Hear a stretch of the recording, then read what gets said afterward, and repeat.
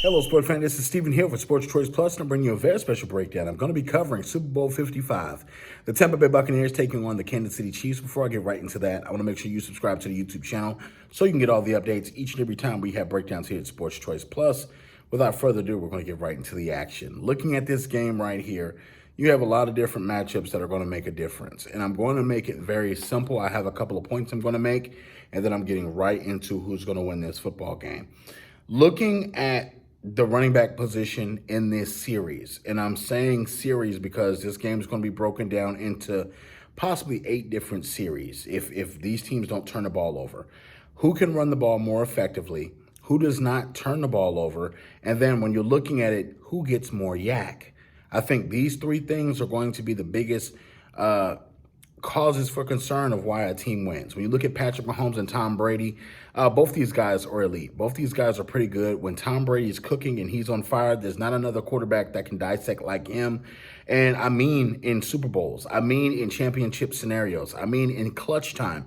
We've seen him do it time and time and time again. You do have the young gun in Patrick Mahomes that is coming along. He's already won 1 Super Bowl, an MVP, and also league MVP. He's coming for another.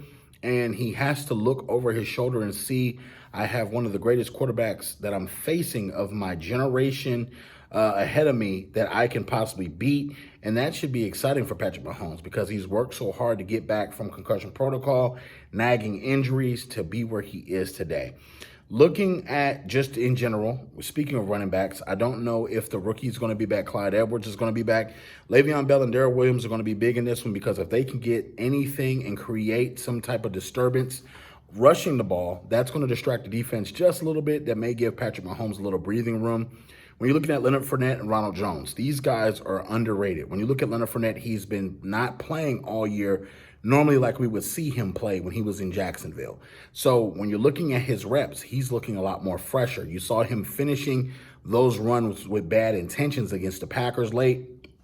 And it was just big because that kind of firepower running the football late, that can be the difference between you having to punt the ball and you keeping the ball for another series. And you're keeping Patrick Mahomes on the sidelines. That's a good thing. Ronald Jones is a speed guy. He gets the ball one time. He can take it to the house at any point in time. He showed you that all year long. Looking at the tight end positions, we obviously know Gronk, when he gets in the red zone, he's going to be spectacular. Travis Kelce. Travis Kelce deserves some type of award. It may not be an MVP award because, you know, obviously Aaron Rodgers is going to win, but the tight end position, he's definitely changing that position.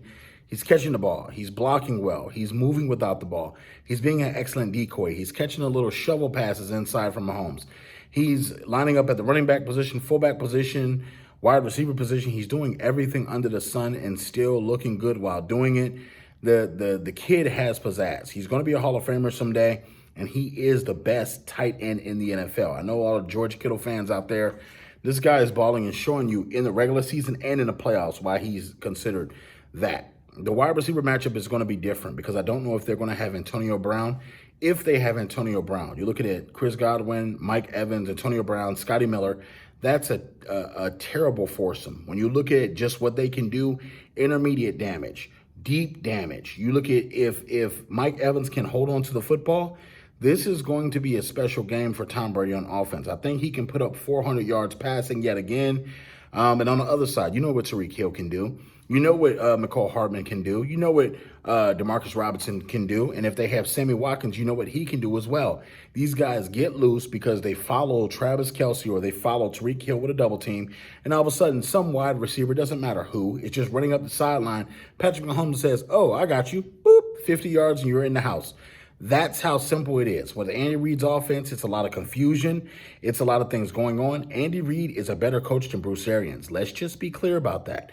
That's going to be a big X factor in this as well. So when it comes down to it, the last thing I'm looking at for the most part is going to be the defense.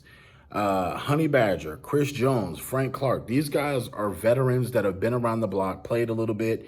And the way that Honey Badger harassed Josh Allen and rode his back like he was a small horse. Now, mind you, Josh Allen is the size of Big Ben. He's not a small guy. He's a guy that can really put something on the football and get it down the field very quickly. Honey Badger harassed him every time he got a chance to, put his hands on him every time he got a chance to, and literally rode his back like a small horse in the first quarter. Looking at Frank Clark, what he does when he gets loose on the defensive side of the ball and he gets to rushing from that DM position, he can be trouble. Chris Jones is the anchor. He stops a lot of the run, and they paid him big money, and this is a reason why you want to anchor on the defensive tackle position. Looking on the other side, you're looking at Shaquille Barrett. You're looking at Ndamukong Suh. You're looking at Jason Pierre-Paul. You're looking at Devin White. You got a lot of guys on the defense that don't get their praise and kudos. But one thing I want to caution you Bucs fans, you need to find some place to hide Carlton Davis, because Carlton Davis gives up a lot of plays. I know that he was able to shut down Mike Thomas a little bit, but you got to think, Aaron Rodgers started picking on him throw after throw after throw, and it was very apparent that they were scouting him. The tape showed exactly what they were doing. So it's one of those things where you have to hide him on defense. Even though he's a good young player, he's not at the point where he can just stay on the island by himself. You're going to need a lot of coverage help with this Kansas City Chiefs team. So it's going to be big.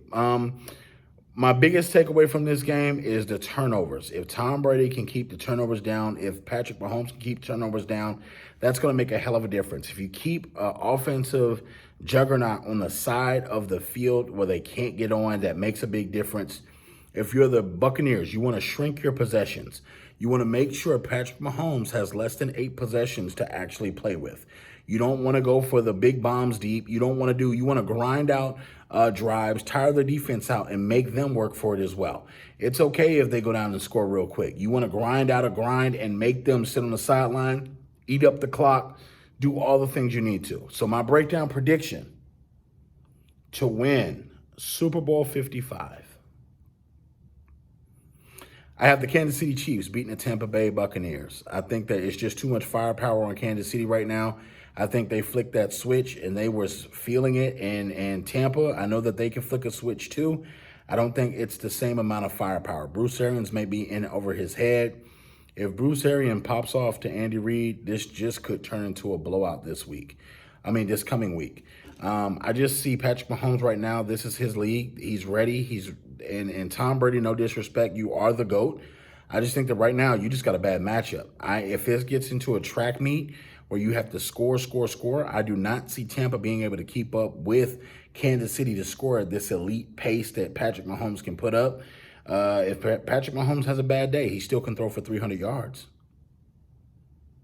That's the crazy thing about this. And Tom Brady, his offensive line, is going to have to keep him upright, because the Kansas City Chiefs are not the Packers. They're not the Saints. They will get pressure in there. They will cause Tom Brady to have to move around. And Tom Brady's a little older. He's not going to move like he once used to. So all you Chiefs fans are picking you to win. All you Tampa Bay fans, get in the comment section, tell me what you think. And tell me your prediction as well, what your score is going to be. Definitely check out Sports Choice Plus each and every week for all the breakdowns and all the sports, not just NFL. But I do want to take the time to say thank you to every single person that literally has liked, subscribed, comment, shared my videos. Thank you so very much. I thank you for the support. And as we move forward, we're going to give you bigger and better content. Thank you so very much. Make sure you're sharing. Hit the subscribe button. We're out.